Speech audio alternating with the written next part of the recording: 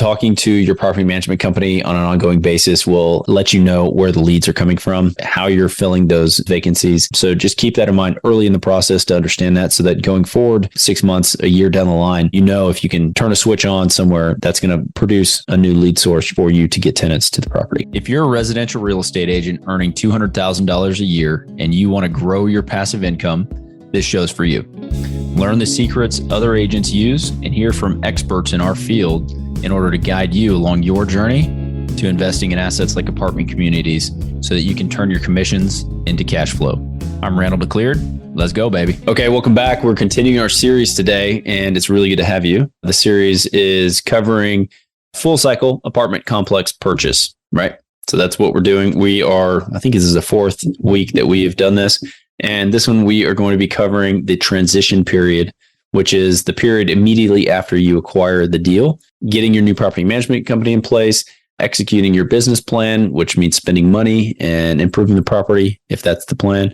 We cover mostly Class B multifamily and value add because that's the type of property that you can go in and increase the NOI with the least amount of risk in our eyes. And so that's why I say execute the business plan and spend money, right? Because that's typically what we're doing. So that's what we're going to cover in this episode. Always, if you're getting any value out of the show, if we're helping you out a little bit and you're getting something, go on, rate and review. We appreciate it. It helps us bring on better guests whenever we're going out and talking to people about coming on the show. But it also just increases the reach of the show so that we can reach more people just like you. We are on YouTube. So if you'd rather watch the show, go on to YouTube. It's at Agents Building Cash Flow. And we're also on Instagram. We just started out on Instagram, putting out a bunch of short form content. So you can check us out there. It's just under Randall McCleared, which is me. And let's jump into the show. Here we go. All right. Awesome. Again, we're going to talk about the transition phase here. So you just closed on a property. Congratulations. That's an awesome feeling. Now you've got some work you got to do, and you got to get this thing humming in the direction that you and your team want it to be going in. Okay. So first things first, you need your property management company to come in, and they're going to be taking over. You're going to get access to the website if they have one. If they don't have one, you're going to have to build a website or have your property management company put one together for you. So you've got a lot of things and moving parts that are going on. Your role then changes into an asset manager, unless you're the guy going out collecting the checks and you're signing leases. That's typically your property management. So again, we're going to assume that you have third-party property management on this deal. They're coming in and they're going to bring contractors in. You already have a laid out plan between you, the property management company, and the bank for the CapEx items or the capital expense items that you are going to be spending money on. And this is now your time to start executing that. So a couple things to note when you first take over. What can happen a lot of times is you'll see a dip in the NOI, or it'll decrease. And one reason that happens is you're taking units offline, or you could be taking units offline in order to remodel them and then put them back in service so that you can charge a higher rent than the prior owner was getting. So just be aware of that and understand that going in. Talk to your investors if you have people coming on so that they understand that could happen. The cash on cash returns may be low in first year because we're doing our capital improvement plan, right? So if you are taking over the website, if you are changing the name of the property, then you're going to have to start ordering monument signs. You're going to have to start doing a number of things in order to do those improvements, right? While you're doing these items, you're going to have to get draws from the bank, assuming you had a budget with the lender to reimburse you for the capital expense items that you have. Okay, so while all these things are happening and you have a lot of moving parts, it's important that you, as the owner or the operator, understand how to keep everything together. So we have several things. One, you probably want to have some KPIs for your management company. KPI stands for Key Performance Indicator. How many dollars do they spend on advertising? Are you spending any money on advertising? What is that yielding you in new tenants or new potential tenants coming and looking and touring the property? How many of those tours turn into actual leases? How many leases are coming due next month?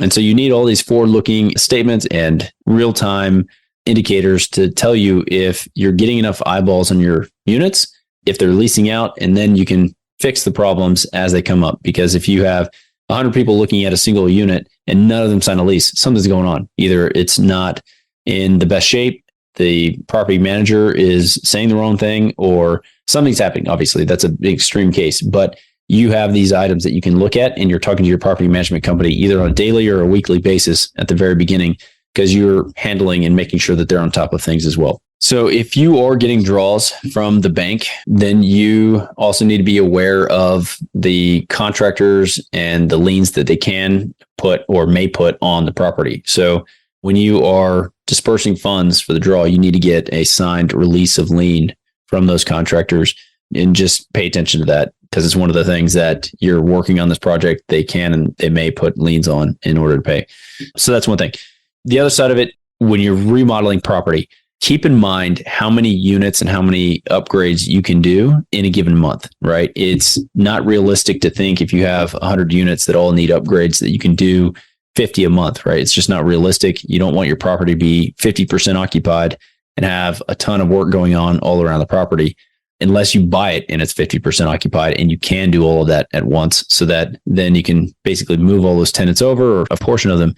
So just keep in mind the number of units and upgrades and turns that you can do in any given time, and try to keep the property healthy and cash flowing throughout your remodel process, right? Some of the other things to keep in mind, talking to your property management company on an ongoing basis will let you know where the leads are coming from. If you're not getting any leads, why not? How you're filling those vacancies.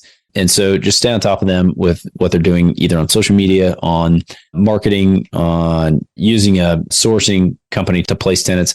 Like, where are you getting all your leads from? So just keep that in mind early in the process to understand that, so that going forward, 6 months, a year down the line, you know, if you can turn a switch on somewhere, that's going to produce a new lead source for you to get tenants to the property. So again, let's assume that you syndicated this deal. You've got investors that are there.